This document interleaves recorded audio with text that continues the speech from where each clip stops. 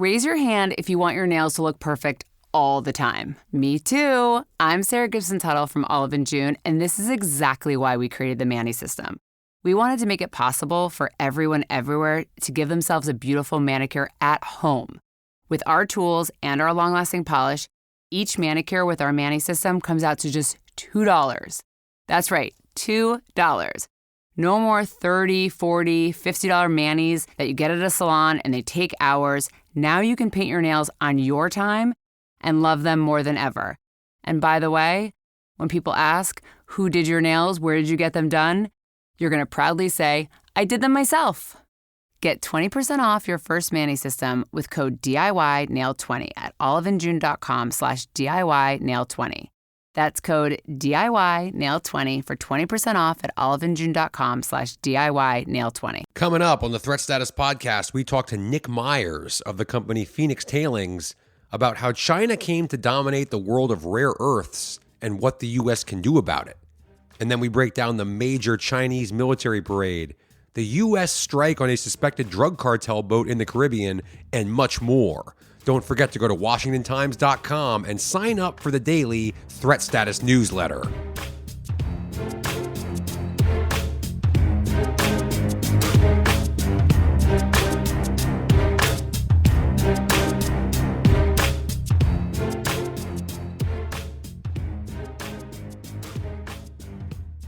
Hello and welcome to the Threat Status Podcast. I'm your host, Ben Wolfgang, national security correspondent at the Washington Times, joined as always by my esteemed co-host Guy Taylor, the national security editor here at the Times. A great show this week and a deep dive into the world of rare earths with Nick Myers of the company Phoenix Tailings. This is, I think, still kind of an underreported story from a national security and a technology point of view. So stay tuned for that coming up in just a few minutes. But Guy, before we get to that, first things first, as always, what's on your radar right now?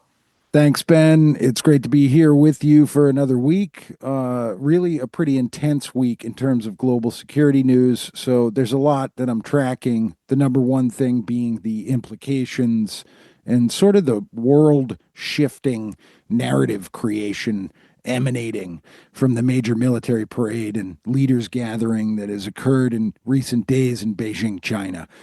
There's a lot being said about this in the U.S. media space. We've covered all of it very closely in the Threat Status daily newsletter. Here are a couple of takeaways, Ben. One way to look at China's massive military parade on September 3 was that it had the optic of being a leaders' summit of the so-called CRINCs, the China, Russia, Iran, North Korea authoritarian power alignment against Western democracies. Iran's president was there, and Russian President Vladimir Putin and North Korean leader Kim Jong-un actually flanked Chinese President Xi Jinping on the VIP viewing stand, the balcony of Beijing's Forbidden City, to watch as a slew of advanced Chinese military equipment and weapons rolled by, including a previously unseen road mobile heavy strategic intercontinental ballistic missile dubbed the DF-61.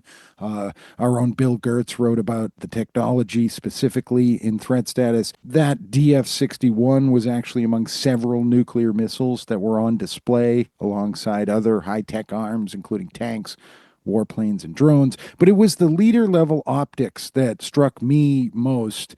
I did my master's thesis a few years ago on the China-North Korea relationship in the post-Cold War era across the dime, the diplomatic, informational, military, and economic realms. My thesis was that China has supplanted Russia in the post-Cold War era as North Korea's primary backer and ally. But here's what's interesting, Ben. The appearance of Putin, Kim, and Xi on the balcony of the Forbidden City was no accident.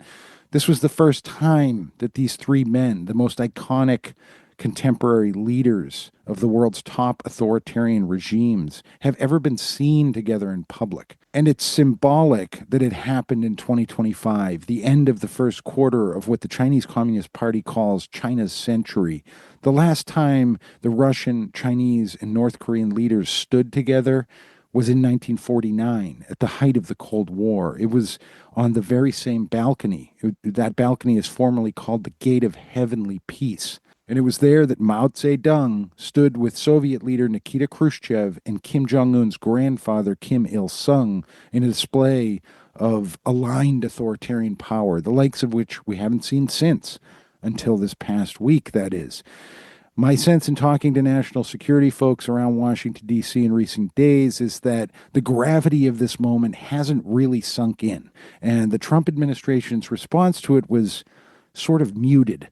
Mr. Trump sniped at the gathering from his Truth Social platform with a sarcastic note about the growing anti-U.S. alliance of China, Russia, and North Korea. Mr. Trump wrote, quote, "Please give my warmest regards to Vladimir Putin and Kim Jong-un as you conspire against the United States of America." End quote. You're right in pointing out, Guy, this stuff doesn't happen by accident. These are clearly very calculated moves. And speaking of Trump and of Russia, around the time we're recording this on Thursday, European powers are meeting in Paris to talk about ending the Russia-Ukraine war, specifically what Europe can do with or without the U.S., I suppose, to try to bring the conflict to an end. President Trump joined in on the meeting by phone and urged European countries to stop buying Russian oil. Big thanks to our colleague Jeff Murdoch for filing that story as we were recording the podcast here on Thursday. But French President Emmanuel Macron told reporters that Europe is ready to offer security guarantees to Ukraine, quote, the day a peace deal is signed, unquote, although he wasn't more specific about what that looks like. And of course, there are a lot of questions swirling around whether the Europeans, without the backing of American troops, could really handle that mission. But what is clear, at least according to President Trump, speaking of the Trump-Putin dynamic, he thinks that Putin and Ukrainian President Volodymyr Zelensky aren't ready for that long-awaited sit-down meeting he's been pushing for. He told CBS News in a phone interview that, quote, something is going to happen, but they are not ready yet, unquote. So, separately from that track, I think it's worth pointing out here that you have other key administration officials, including Matthew Whitaker, the U.S. ambassador to NATO, who had an exclusive interview with the Washington Times, Tim Constantine, saying, quote, there are no battlefield gains, unquote, and this war has to end at the negotiating table. So just a lot of moving parts here. And while Putin is more than willing, as you point out, Guy, to meet with authoritarian colleagues in Beijing, he's still not ready to meet with Zelensky. And that's clearly frustrating President Trump because it's, we're pushing 8 months now since President Trump came to office, and we still seem to be a long way away from the peace deal that he promised. But speaking of Trump and his foreign policy, I do want to zero in on this U.S. strike in the Caribbean that U.S. officials say destroyed a cartel boat carrying drugs. The Trump administration, of course, has designated a number of these drug cartels to be terrorist organizations. So that'll, I guess, be some of their justification for this strike. And there are some legal questions around it that we can unpack another day, Guy. But you've had top officials from Defense Secretary Pete Hegseth to Secretary of State Marco Rubio making clear this is going to continue, that it's not just a one-off. And Rubio even said, that intercepting these alleged drug vessels doesn't work and blowing them up does. So, well, Ben, first of all, this is totally interesting in the way that it's been rolled out with Hegseth talking about it, Trump announcing it.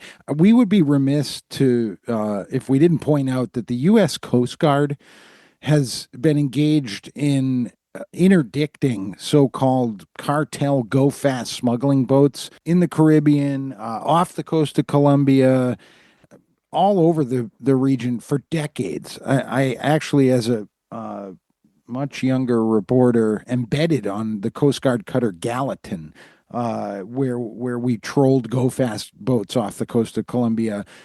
The idea that this is somehow a totally new action, I think is odd. The extent to which one of the traditional U.S. military forces that's not the Coast Guard is involved more deeply now. They've always been involved in sharing intelligence with the Coast Guard, the tip of the spear. I want more details out of the administration about exactly what this is, because otherwise it just looks like a messaging campaign around something the U.S. has already been doing. Well, and that's what jumped out to me too, guys, to have the Secretary of State specifically come out and say that what you just described, the interdicting of these vessels, no longer works. So I was wondering if that's sort of maybe it is just messaging, or maybe it is a strategic shift that intercepting them is over. Now we're just going to destroy them. Yeah, but the thing is that the ships, the Coast Guard has been destroying these ships in addition to interdict. When we're talking about ships, we're talking about large cigarette style speedboats packed with cocaine with massive propeller engines behind them. These ships, when they get interdicted, then a 50 caliber machine gun comes out on deck and you shoot the engines out and sink the thing. So this is not new, is what I'm trying to say. No, it's interesting. And it's worth pointing out that we, as has unfortunately tended to often be the case, I think, with this administration over the past 7-8 months, have precious little detail in terms of exactly what's going on here, as has been the case with any number of other U.S. military campaigns. I have not seen a Pentagon statement about this action. I believe there was a one-sentence statement that came out from an unnamed senior military official. And short of that, it's been interviews that Pete Hegseth and Marco Rubio have been giving. But Trump. And Trump, of course. But yes, the level of detail that I think we've become accustomed to with, for example, even during the Biden administration about U.S. airstrikes abroad against, militias in Iraq or Syria, where we get at least a fair amount of information. We're not getting a lot of that from this administration about this or any number of other things. But it is worth, I think, pointing out that, symbolic or not, messaging or not, whether this really is actually something new or whether it's kind of a repackaging of something that's been happening for decades, it does seem that President Trump, broadly speaking, is more than happy to either use or create the perception of using the U.S. military sort of in these limited, targeted ways to achieve his foreign policy, geopolitical, national security, strategic aims. He's made clear for a decade, of course, he doesn't like or want large contingents of U.S. ground troops on the ground, whether it's in Iraq, Afghanistan, Somalia, or even Europe, as the first Trump administration tried to shrink our military footprint there. So he doesn't want to start new major ground wars, but he's apparently willing to use, U.S. power in other ways. Case in point, the U.S. airstrikes on Iran back in June. The U.S. ramped up airstrikes against the Houthis in Yemen, and now this apparent strike or new sort of interdiction, whatever you want to call it, on a drug boat in the Caribbean. These are, broadly speaking, at least, the case of Iran, for example, a new theater for direct U.S. military kinetic activity, and Trump is okay with that. He's embracing that and seems to be embracing whatever this is in the Caribbean. So it's interesting to kind of watch, I think, Guy, how this president has and continues to choose to use or not use the power of the U.S. military. Absolutely, Ben, and we'll continue tracking it in the daily threat status newsletter. There is one other item I want to get to really quickly that I don't think got much attention in the mainstream media, and my interest in it starts with an interview that I actually did very recently, a threat status influencers video interview with U.S. Navy Rear Admiral retired Mark Montgomery. Listeners can find that on the threat status influencers page at the Washington Times website. In the interview, Mark goes to lengths to unpack the economic and what he describes as U.S. Navy decision discipline problems that have created major challenges in U.S. shipbuilding dominance in recent decades. I hope listeners will check that out because it goes with a development we covered this week, which was that South Korea's Hanwha Group has announced it will pump $5 billion into upgrading the infrastructure of the Philadelphia shipyard that the Hanwha Group purchased last year. The shipyard is now actually called the Hanwha Philly Shipyard. The $5 billion investment will go toward the installation of 2 additional docks and 3 quays to increase capacity at this shipyard in Philadelphia. The new owners are also reviewing plans for the construction of a new assembly facility.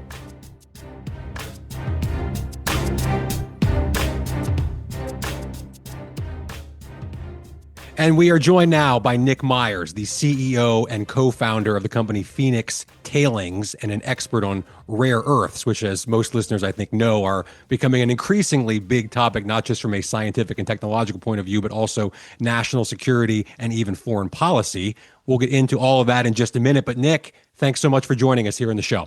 Thanks so much, Ben. It's an honor to be here. Of course. So for starters here, I realize this is going to be some pretty, 101 level stuff for someone in your position. But for listeners who, maybe have heard or read about rare earths, but maybe don't fully understand what they are and why they're important, can you give us just sort of a 1 or 2 minute kind of primer here on what rare earths are?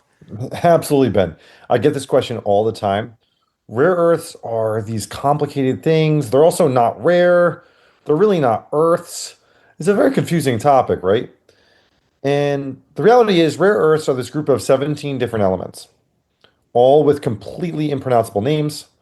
Things like neodymium, praseodymium, terbium, dysprosium. And functionally speaking, the fact that they have impronounceable names is one of the main reasons why we don't really understand them all the way through. The other aspect of them is they're something called reactive, meaning they don't just sit in the ground as their final metal form, right? With things like traditional metals like iron and gold, right? You dig a hole in the ground and you find a nugget of metal. If you've seen any prospecting movies or I think Gold Rush is another big one where they dig up some gold out of it. That's historically how mining works, right? Rare earths and other critical metals are reactive. They do not sit in the ground like that. So when you dig a hole in the ground to find rare earths, you find a pile of dirt. And that dirt is all the 17 rare earth elements all mixed together. So the next stage of the process, you have to chemically process it to be individual, to separate them all out, but they're still in oxide form, meaning it's a powder. And then you have to take it to take the oxide and turn it to metal and metal alloy. And the metal is the final thing that is actually used in everything we rely on. For those of you that don't know, rare earths are needed for wind turbines, electric vehicles, missile systems, computers, the your AirPods that you might be listening in on right now. Night vision goggles was one of the products I was recently working on, and they're pretty much needed across every little thing. And China controls 97% of the final metal production.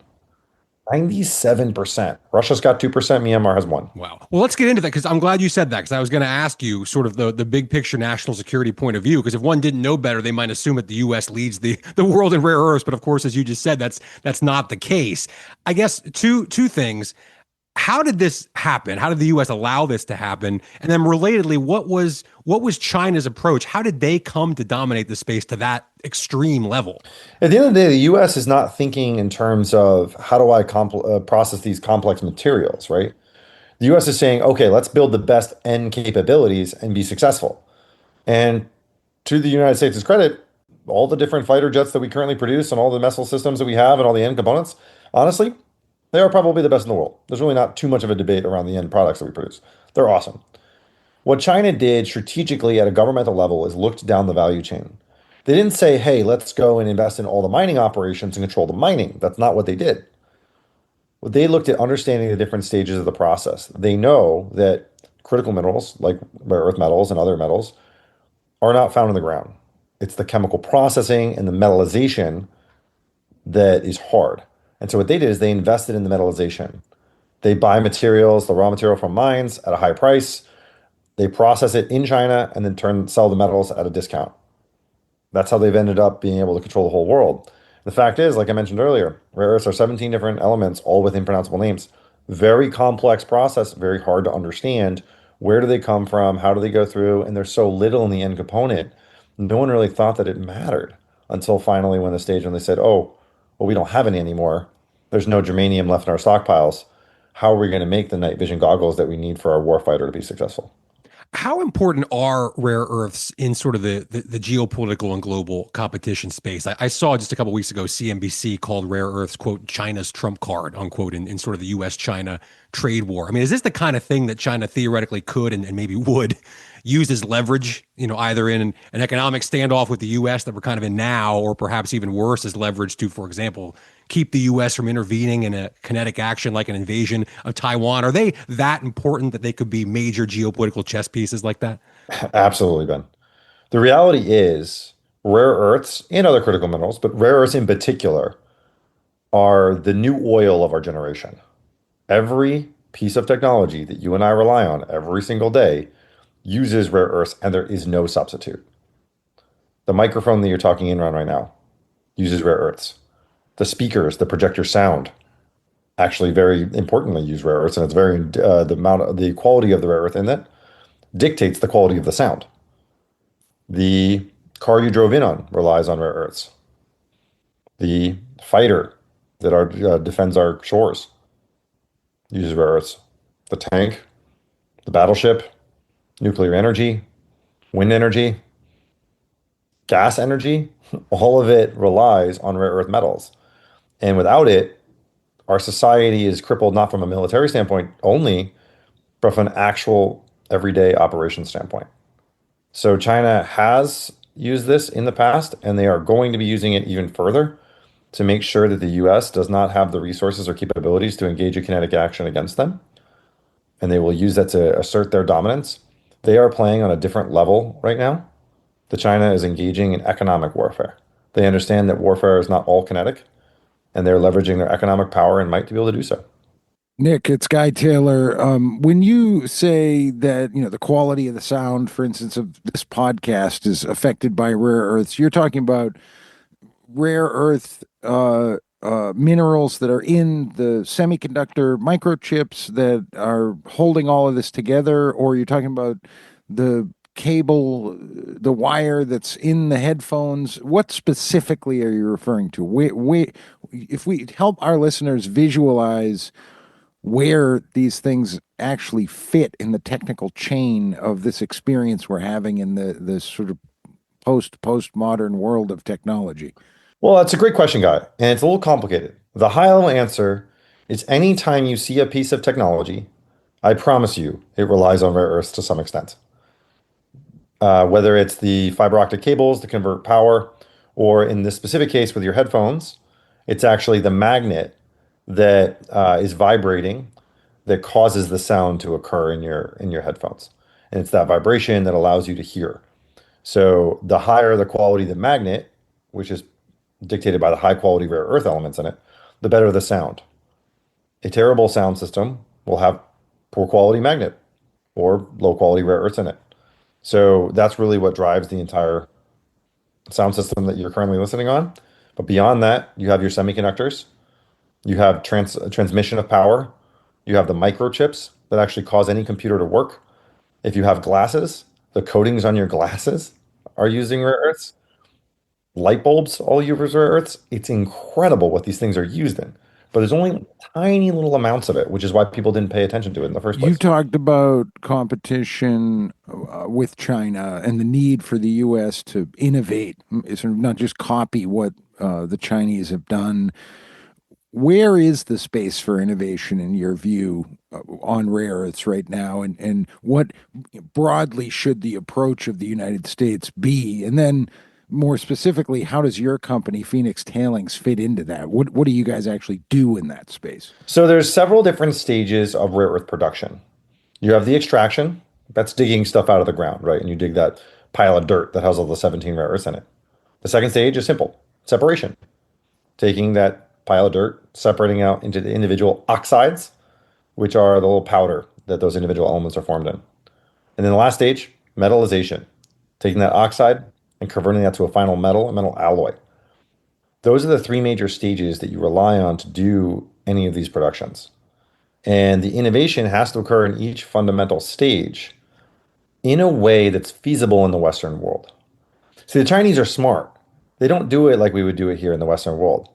What they do is they pump as much energy into the systems as possible to push out as much metal as possible to control that supply chain. Now, in the process, they discharge a massive amount of waste. Now, this waste is not necessarily just an environmental hazard. Yes, it is. It's a safety hazard, right? This waste is HF fumes, hydrofluoric acid fumes. It can harm workers in the operation. It makes it completely uneconomic to operate here in the Western world, and they know that. You can't take Chinese tech and make it operational in the Western world and be anywhere close to the price points or feasibility or scale that you can get with the Chinese systems. So functionally speaking, what we did here at Phoenix is we focused on one key area first, and that's taking oxide and converting it to metal. Simple, seems small, seems nothing that big of a deal. But from a technical perspective, it's one of the hardest things on earth to actually solve. And we took our MIT researchers, combined that with research that had been done for the past 20 years out of a company called Infinium, coupled that together in a backyard in Cambridge, Massachusetts, and have scaled that up since. And we've raised $90 million, are backed by BMW, Sumitomo, Yamaha, and a few others to really do that production now at the 40 metric ton scale. And about 30 days from now, we'll be scaling up to about 200 metric tons production per year, one of the largest rare earth metal production operations in the world. And that's the key area where we started. We also do the separation and the extraction, but we do it from tailings or waste products that are readily available in the United States here today. But it's combining all of those areas and focusing on it in a way that can be effective for Western world producers at a scale that is relevant is key. I feel like this conversation could go on for an hour and a half, and I want to hear about. I mean, we could drill even further into what tailings and waste products really are. I mean, does it also involve recycled products? Yeah, so tailings are waste products from mining operations. So whenever you mine traditional ore like iron or gold, you produce tailings, and those waste products, those tailings, have rare earths in it. Rare earths are very common, and they're available to be able to harvest that from those assets. You can also do the same thing from magnets. So post-consumer and pre-consumer magnet waste, which is just after the magnet's been used in its useful life, it goes back in recycling. Because rare earths are reactive, you can't just take an old magnet and put it in a new system. You break it down and you turn it into that rare earth concentrate, that mixture of rare earth oxides. You then have to go through the same process of separation and metallization. I want to switch gears a little and try and tether us back to geopolitics and national security. And this might be a hard one, but a rare earths agreement that the Trump administration inked in April with Ukraine got some big time global media attention, but I don't know how well that deal was understood or how realistic it is, or what its relevance is geopolitically vis-a-vis China, Russia, Iran, the United States, the EU. How likely is it that the U.S. could or become or is involved in extraction in Ukraine right now? Are there actually rare earth minerals there? And how likely is that extraction while a war is still going on there? So the politics side, the way I always phrase it, I leave the politics to the politicians. I'm a businessman. I run a technology company to be able to harvest it. What I will say is going back to the original statement, you have extraction, you have separation, you have metallization. Each of those stages have challenges that currently exist. The metallization stage is what we focus on was technical. Separation is CapEx, meaning the amount of capital that you need to build it up, because no one buys oxide outside of China, so you have a tough time getting investors in that sector. And we buy oxides out of China, I guess, but we're one of the few. And then you have extraction, and one of the biggest challenges with extraction is getting access to ores. So we're proud to have an administration that's tough on China and really pushing and finding new ways. I couldn't tell you that a specific deal with Ukraine is good or bad. I do not know. But what I will say is it's a new resource for the extraction of rare earths. There are a good amount of rare earths there. There are a bunch of other critical minerals that are very relevant. And the question is, can you harvest them economically to be able to produce enough concentrate to fuel your separation and your metallization stages that you need in the process? And that's the question I think that currently has to be answered. But the US is currently looking for more sources. They recognize that it's very tough to build up in the United States. And Ukraine may be a better area to build this up at a faster rate that's within reason. Nick, I know you just said, you leave the politics to the politicians and you're a businessman, but I do want to ask you about sort of the intersection of those two things, because we're seeing, I think, that grow almost by the day. We saw President Trump announce a government stake in Intel recently, for example, and we could spend an entire episode and have talking about microchips and the government's interplay with private industry on that front. Where are you on this issue? I mean, how involved do you think the government, can be or should be in the dealings of companies in industries like yours that are working and have such a direct impact and relationship to U.S. national security? Oh, Ben, that's a great question. It's a very tough one, I will say. The reality is every investor is asking me the similar question on a day-to-day basis right now. And the way I think about it is I go back to my economics class in my business school. When should government get involved in free market? It's not when the market's operating very efficiently, right? According to Hayek's principles, which is, the founder of free market economics, you should make sure that businesses have the room to run. You shouldn't subsidize. You shouldn't hurt businesses. You should just let them run and have the ability to do so. When the government gets involved, there's something called a negative externality, which is a very interesting word. And what that means is there's something outside the market currently affecting the free market from being able to operate. And in this case, what President Trump and the current administration have acknowledged is there is a foreign governmental agency that is saying we do not want US manufacturers to produce rare earths, critical minerals, semiconductors, other types of materials. And they will actively move against US participants. So the US government has a choice of, do they let the companies try to fight that alone, or do they step in and help mitigate the risk of a foreign entity being involved. And I think the ultimate question is what actions does the government need to take in order to mitigate that risk? And that's a very heavily debated topic. I couldn't tell you I have a good answer on that. But what I will say is that I go and compete in the public on the market every single day against Chinese. We fight every single day to sell our product into customers when the Chinese are subsidizing theirs at a steeper discount. And I go to buy raw material and they're willing to pay a higher price. So it's very tough. And we are excited to see that there's some steps in from the administration to counteract that.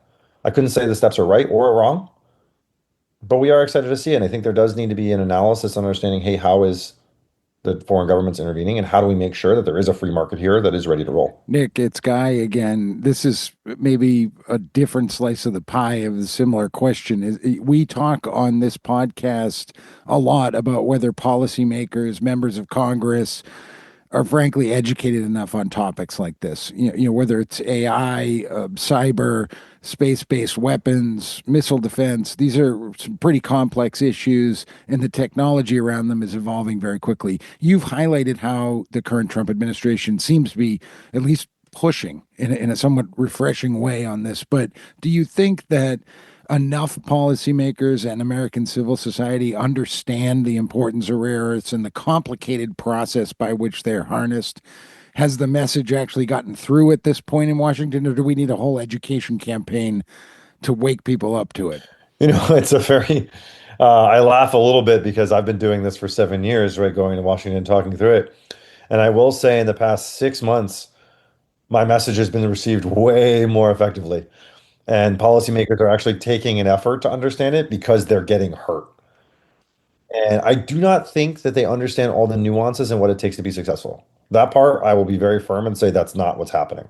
I think what they're looking at is the magnet companies and producers and saying, you know what, you guys figure out your own value chain, we'll support you to figure it out, which will end up only in failure. So I do think they need to understand all the different value chain parts that have to work here to get successful.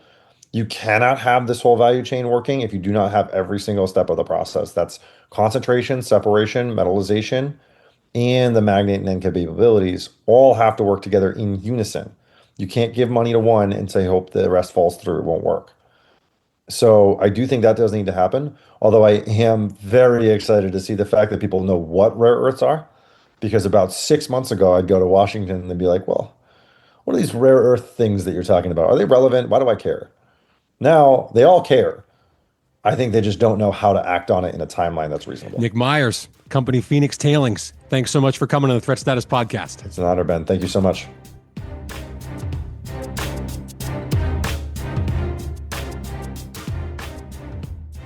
And it's time now for Threat of the Week, our weekly segment here in the show where Guy and I each identify a threat, whether it's here at home, domestically, or in some corner of the world that we think is impacting U.S. national security right now. This week, as you listen to the show, and Guy, my threat of the week is the Department of Defense and its inability to keep full track of its finances. So buckle up, folks, if you like wonky discussions about federal budgets, auditing assets, and financial management. These next 2 minutes are for you. A lot of listeners of this show probably know, of course, the Pentagon has never fully passed its audit. In layman's terms, that technically means when its roughly $850 billion budget is audited, it cannot account for all of that money. Now, we should mention, of course, as a disclaimer here, just how complicated and large this really is. This budget accounts for the military services, agencies all across the DoD, combatant commands, task forces, we can go on and on. In fact, last December, Forbes reported that the DoD oversees $3.8 trillion in total assets, meaning it trails only JP Morgan Chase at $4.2 trillion as the single largest asset holder in the United States of America, public or private, governments, businesses, everything, period. So that is a lot of money and a lot of assets, but we should still know where all of it goes, and we don't.